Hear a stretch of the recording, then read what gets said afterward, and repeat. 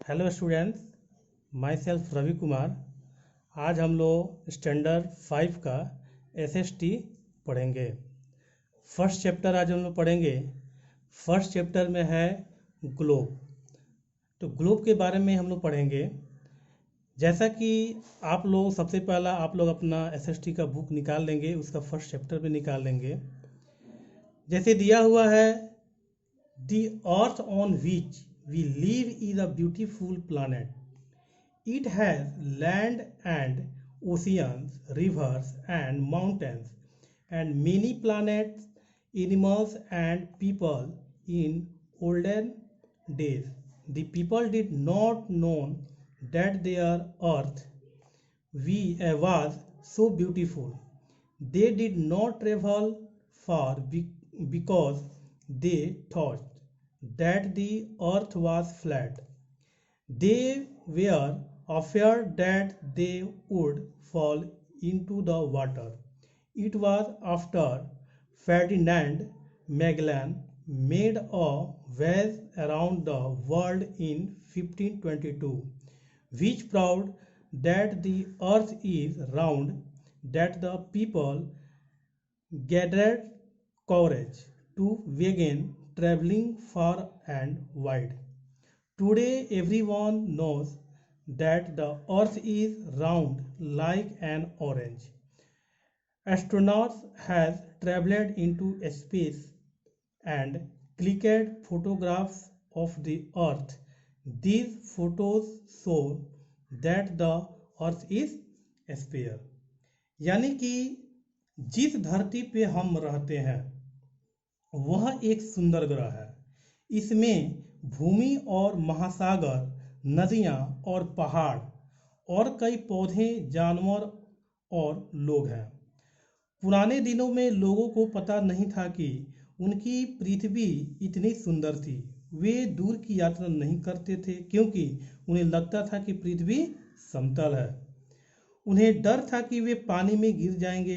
जैसे कि 1522 में फर्डिनेंड मैगलन ने दुनिया भर में एक यात्रा के बाद यह साबित कर दिया कि पृथ्वी क्या है, गोल है। लोगों ने दूर दूर की यात्रा शुरू करने के लिए साहस जुटाया। आज हर कोई जानता है कि पृथ्वी नारंगी की तरह गोल है। अंतरिक्ष यात्रियों ने अंतरिक्ष में यात्रा की और अंतरिक्ष की तस्वीरें क्लिक की। इन तस्वीरों से पता चलता है कि पृथ्वी क्या है, गोल है।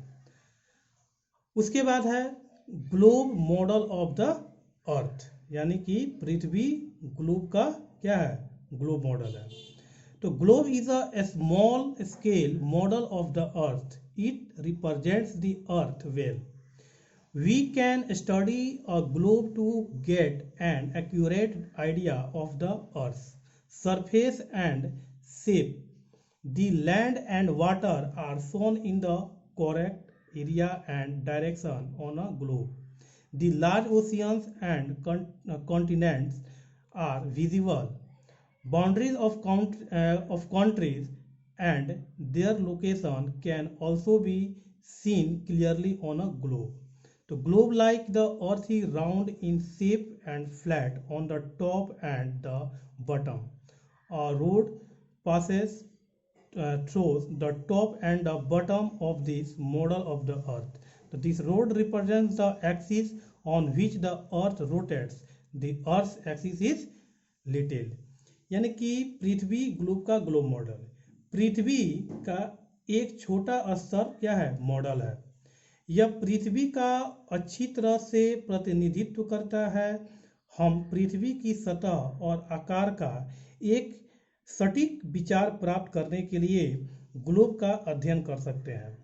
पृथ्वी और पानी को एक ग्लोब पर सही क्षेत्र और दिशा में दिखाया गया है। बड़े महासागर और महाद्वीप दिखाई दे रहे हैं।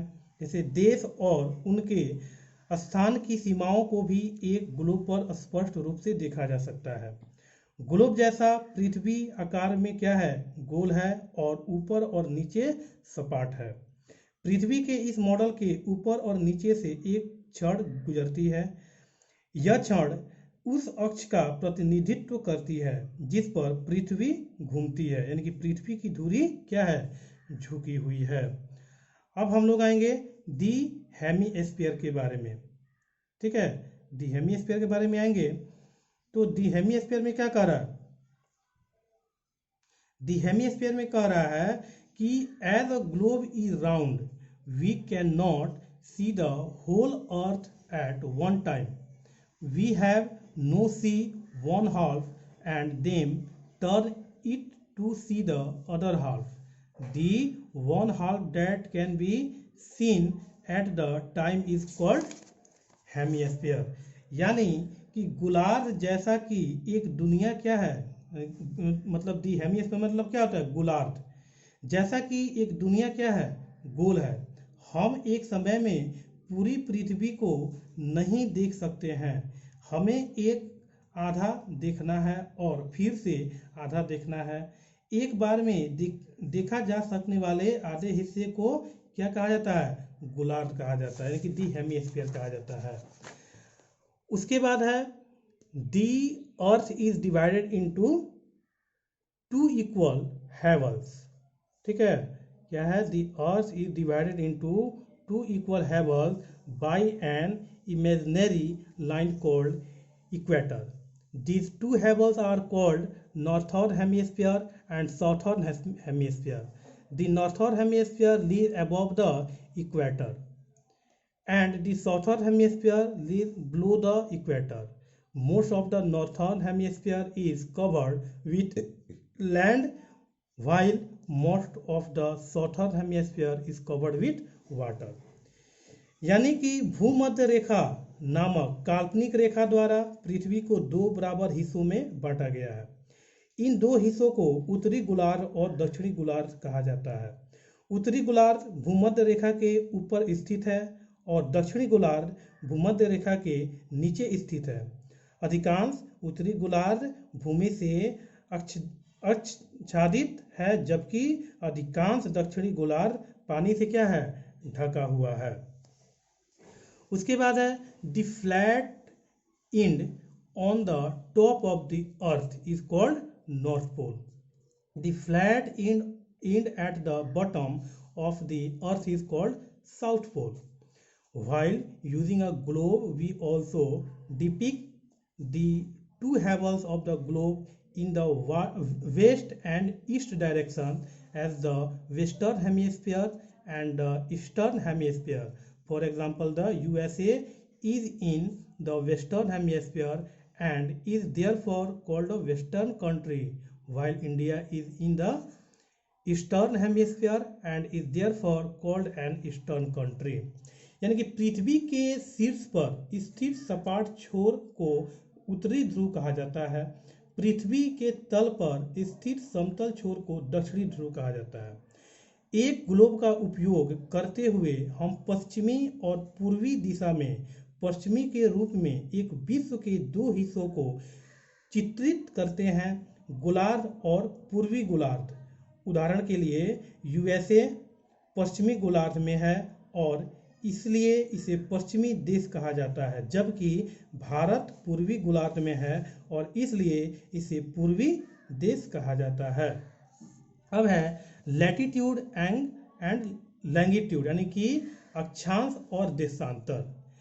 When you look at a globe you see many line that are circrossing on it.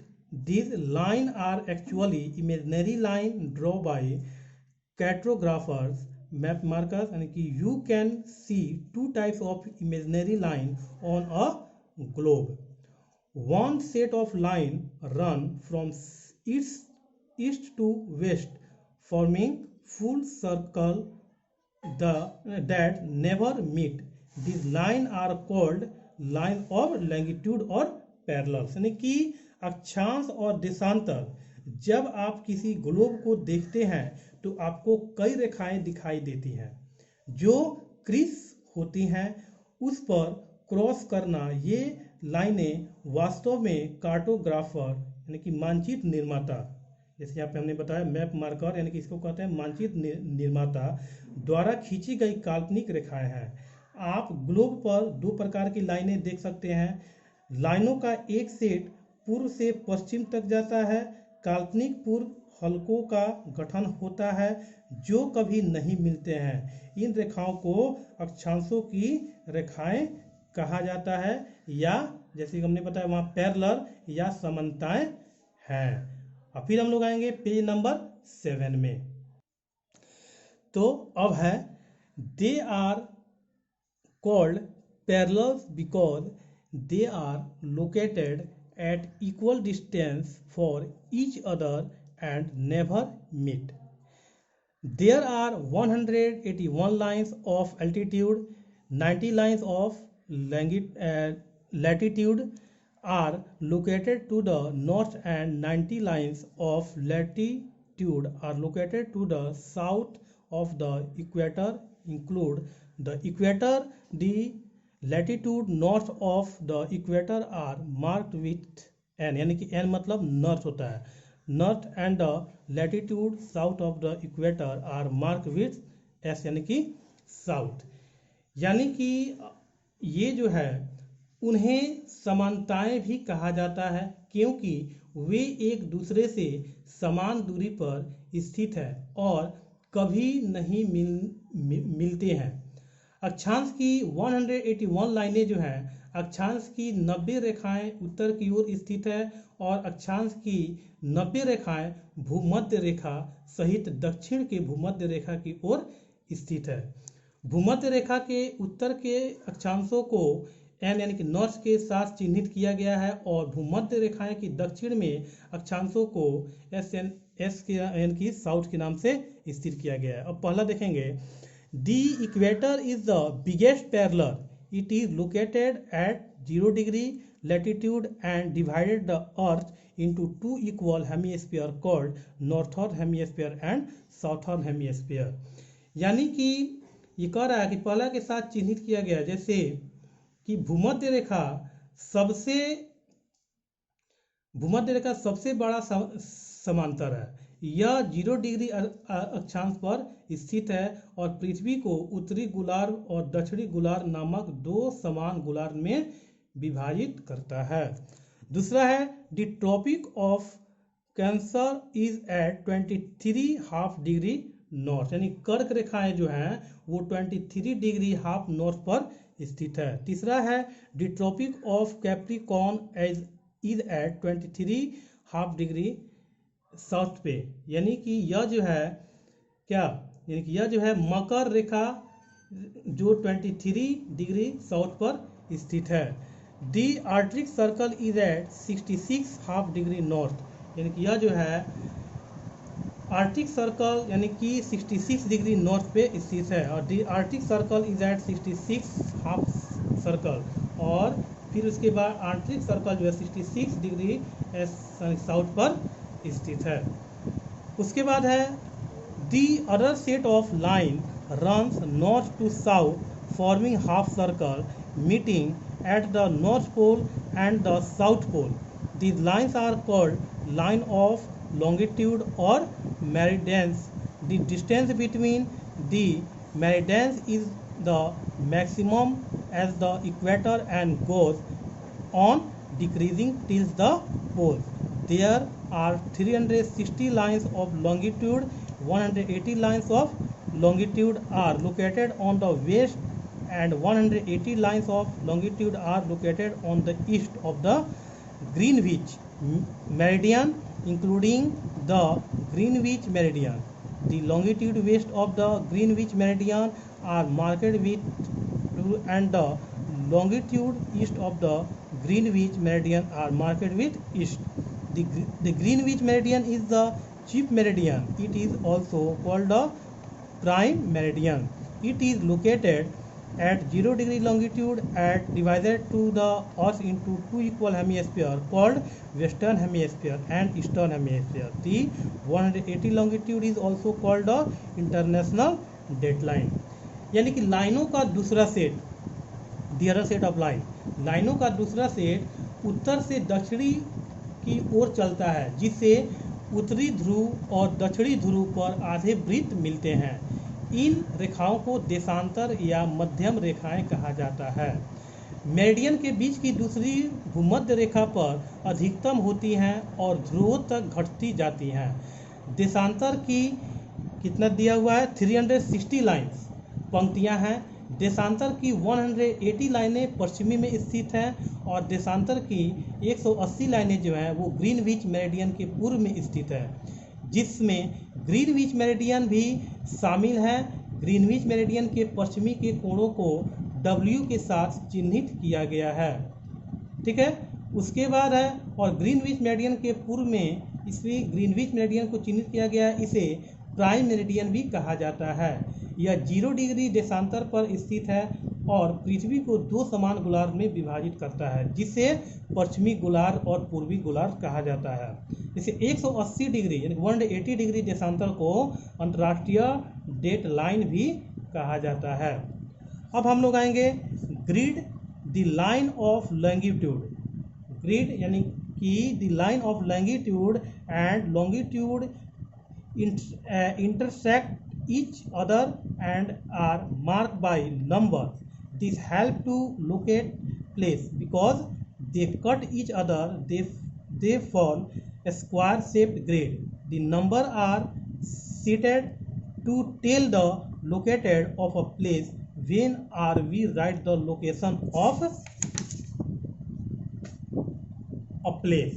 यानी कि ग्रिड यानी कि अक्षांश और देशांतर की रेखाएं एक दूसरे को काटती है और संख्याओं द्वारा चिन्हित होती हैं। यह स्थानों का पता लगाने में मदद करता है क्योंकि वे एक दूसरे को काटते हैं। वे चौकोर आकार के ग्रिड बनाते हैं। किसी स्थान का स्थान बताने के लिए संख्या का हवाला दिया जाता है। जब हम का स्थान लिखते हैं जैसे कि एक जगह से दूसरी जगह का, तो we first write the latitude and the write the longitude. For example, Mumbai the capital of Maharashtra is 90 degree north and 73 degree east. 19 degree north is the distance of Mumbai from the equator. 73 degree east is the distance of Mumbai from the prime meridian. Longitude also help us to calculate the time at a place. The time interval between two longitude is 4 minutes. This is why when it is 11 a.m. in India, it is 7 a.m. in Germany.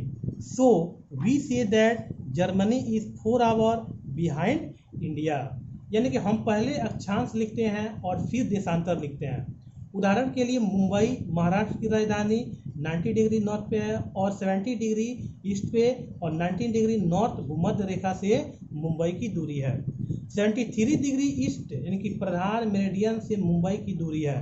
देशांतर एक जगह पर समय की गणना करने में हमारी मदद करते हैं और दो देशांतरों के बीच का समय अंतराल 4 मिनट है। यही कारण है कि जब भारत में यह सुबह 11 बजता है तो जर्मनी में सुबह 7 बजते हैं। तो हम कह सकते हैं कि जर्मनी भारत से क्या है, 4 घंटे पीछे है। अब है advantage and disadvantage of using a globe. A globe has many advantage. It help us to study geography. Pilot and sailors use the globe to plan travel routes. We can understand two occurrence of day and night with the help of globe. A globe has many disadvantages. It is big and sometimes heavy, so we cannot carry it with use easily. It does not show us the whole earth or at one glance. It also does not contain all the information we need. We cannot locate small cities and towns on a globe either. It does not preserve information too. यानी कि लाभ और उपयोग, यानी कि इसका मतलब है जैसे कि disadvantage and disadvantage of using a globe, यानी कि लाभ और उपयोग की शर्तों का उपयोग। ठीक है, यानी कि अ ग्लोब, यानी कि एक ग्लोब के कई फायदे हैं। यह हमें भूगोल, पायलट और नाविकों का अध्ययन कराने में मदद करता है ताकि वे यात्रा मार्गों की योजना बना सके। हम दिन और रात की घटना को एक ग्लोब की मदद से समझ सकते हैं। एक ग्लोब के कई नुकसान हैं, जैसे कि यह बड़ा और कभी कभी भारी होता है, इसलिए हम इसे आसानी से अपने साथ नहीं ले जा सकते। यह हमें एक ही नज़र में पूरी पृथ्वी को नहीं दिखाता है। इसमें वह सभी जानकारी नहीं है जिसकी हमें ज़रूरत है। हम ग्लोब पर छोटे शहरों और कस्बों का पता नहीं लगा सकते हैं, या तो यह जानकारी को संरक्षित नहीं करता है। तो जैसे कि आज हम लोग का ये फर्स्ट चैप्टर कंप्लीट हुआ, और जो ये जो वर्ड मीनिंग है आप लोग इसको नोट करके याद कर लेंगे, ठीक है। और इसका जो भी ये मल्टीपल चॉइस क्वेश्चन सर और फिल इन द ब्लैंक और मैच द फॉलोइंग, ये आप लोग का होमवर्क है। इस लोग आप लोग यहाँ तक इसको कंप्लीट कर लेंगे। तब तक के लिए धन्यवाद।